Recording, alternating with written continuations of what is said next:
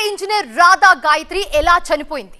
నిద్రలో బెడ్ పై నుంచి కింద పడి ప్రాణాలు విడిచిందా, లేదంటే కుట్రకోణం ఏమైనా దాగుందా? భర్త మాత్రం ఏ పాపము ఎరగను అంటున్నాడు. బట్ రాధా బంధువుల వేళ్లన్నీ అతని వైపే చూపిస్తున్నాయి. అనుమానం పెనుభూతమై అన్యాయంగా పొట్టను పెట్టుకున్నాడని కన్నీరు మున్నీరవుతున్నారు. మరి ఏది నిజం, ఎవరు అబద్ధం?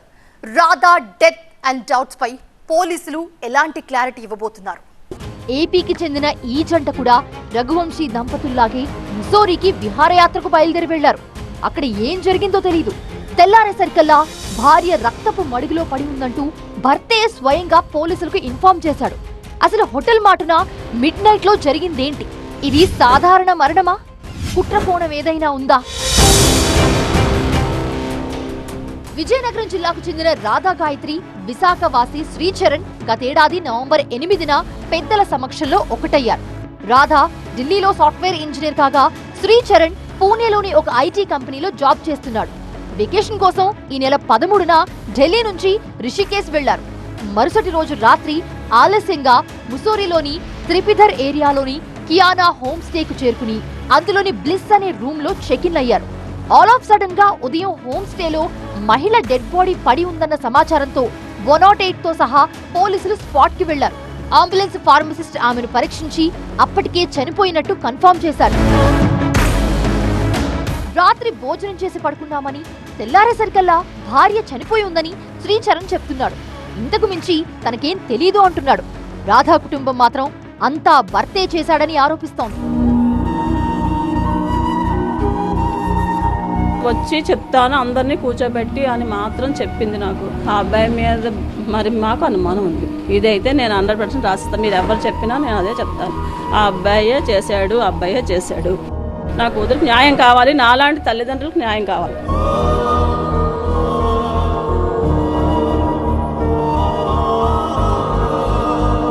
ఒక్కగానొక్క బిడ్డ దూరం కావటంతో తల్లి గుండె తల్లడిల్లుతోంది. వయసులో చిన్నదైనా కుటుంబంలో అందర్నీ తానే చూసుకునేదని, నేనున్నాననే ధైర్యం ఇచ్చేదని కంటతడి పెడుతున్నారు తల్లిదండ్రులు.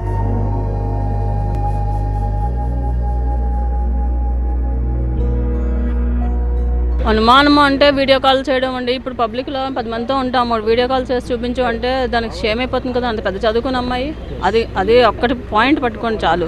అమ్మాయి షేమ్ అవుతుందా అవదా? అంత పెద్ద చదువులో ఉంది, అంత హోదాలో ఉన్న అమ్మాయిని నువ్వు వీడియో కాల్ చేసి భర్తగా నువ్వు ఎక్కడున్నా నాకు చూపించు, షోమి అంటే ఎలా ఉంటుందండి? ఆ అమ్మాయికి ఎక్కడున్నాని, ఇంట్లో ఉన్నా అని ఆ మూలమూలన్నీ చూపించు, అక్కడ ఎవరున్నారు ఏంటంటే అంత నీకు అనుమానం ఉన్నప్పుడు వదిలేసుకోవాలి. అంత అనుమానం ఎందుకు పెట్టుకోవాలి? పెళ్లైన కొద్ది రోజులకే అనుమానంతో భర్త వేధిస్తూ గొడవకు దిగేవాడని, అది పద్ధతి కాదని చాలా సార్లు సర్ది చెప్పినా ఫలితం లేకుండా పోయిందంటున్నారు. ఆడపిల్లని ఇచ్చేయడం అంటే కరెక్ట్ కాదు కదా. ఇప్పుడు ట్రాకర్ పెట్టడం అనగా, సీసీ కెమెరా ఫుటేజ్ చెక్ చేయడం అనగా, వాళ్ళ అత్తయ్య గారు మామయ్య గారు చాలా శాంతమూర్తులు, వాళ్ళు చాలా మంచి వాళ్ళు. అంటే విషయం అంతా మీ అల్లుడిలోనే ఉంది అంతే. ఏదైనా మా అమ్మాయి డీల్ చేస్తానని చెప్పేది నాతోని. మా అమ్మాయి అంత తెలివితో ఒక అమ్మాయి ఏం కాదు, అర్థమైందా? అది డాడీ నీకేం లేదు, నేనున్నాను, నేను డీల్ చేస్తాను ప్రతి విషయాన్ని. బట్ ఈ అబ్బాయి ఇక్కడ అంటే నాకు డౌట్ ఉండేది. బట్ అమ్మాయిని ఎప్పుడు ఎంక్వైరీ చేస్తే డాడీ నేను డీల్ చేసుకుంటాను. రాధా గాయత్రి సరస్వతి పుత్రిక. MBAతో పాటు MSc సైకాలజీ కూడా కంప్లీట్ చేసింది. రేపో మాపో డాక్టరేట్ రావాల్సి ఉంది. ఈలోగానే తమకు కాకుండా పోయిందని బంధువులంతా భోరుమంటున్నారు. అమ్మాయి చాలా ధైర్యం, మా అందరినీ చూసుకుంటుంది.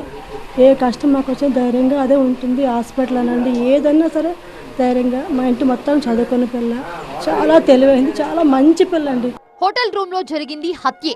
అది చేసింది కూడా శ్రీచరణే అంటున్నారు రాధా పేరెంట్స్.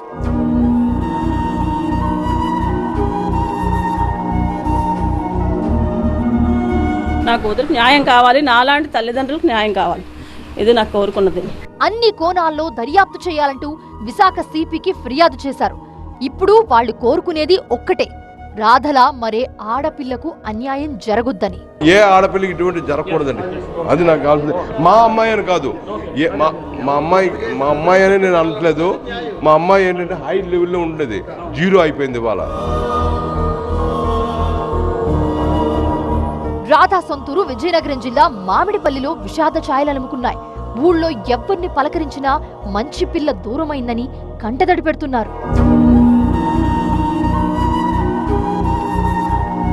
చాలా మంచి ఆవిడండి ఆవిడ. మాకు కూడా కళ్ళ నీళ్ళు వచ్చినాయండి. చచ్చిపోయింది అనుభవతోడికి ఏడుపు వచ్చిందండి మాకు. అంత మంచి ఆవిడండి. చిన్నప్పటి నుంచి మాకు తెలుసు కదటండి, అందరం ఇక్కడ పుట్టి పెరిగిన వాళ్ళే కదా. చాలా మంచిదండి అమ్మాయి. మరి ఉద్యోగం చేసుకుండేది, అలా అన్నకి వాళ్ళ అమ్మకి ఒకటే పిల్ల. ఎవరు ఆడపిల్లకైనా ఇలా రాకూడదండి. నేను 6 గంటల వరకు ఇక్కడే ఉన్నామండి అందరమే. చాలా బాధపడ్డామండి అందరమే కూడా.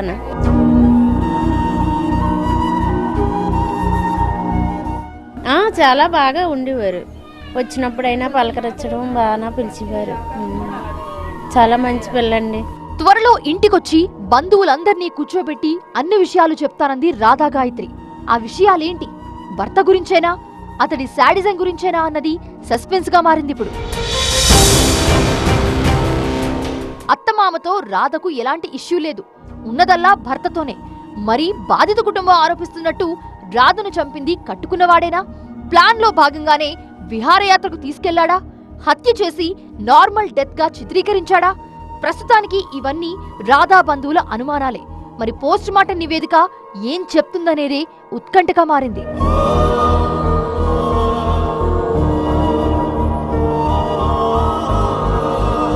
మా కూతుర్ని ఖచ్చితంగా మా అల్లుడే చంపాడు, అతను అనేక రకాల ఇబ్బంది పెట్టాడు, అతను సైకో అని కూడా తీవ్రంగా ఆవేదన వ్యక్తం చేస్తున్న పరిస్థితి ఉంది. ఏదైనా వారికి న్యాయం కావాలని చెప్పి ఆమె కోరుతుంది. ఇది ఇక్కడ పరిస్థితి. కేవలం శ్రీడుస్తో కొడుస్తూ TV9 విజయనగరం జిల్లా నుంచి.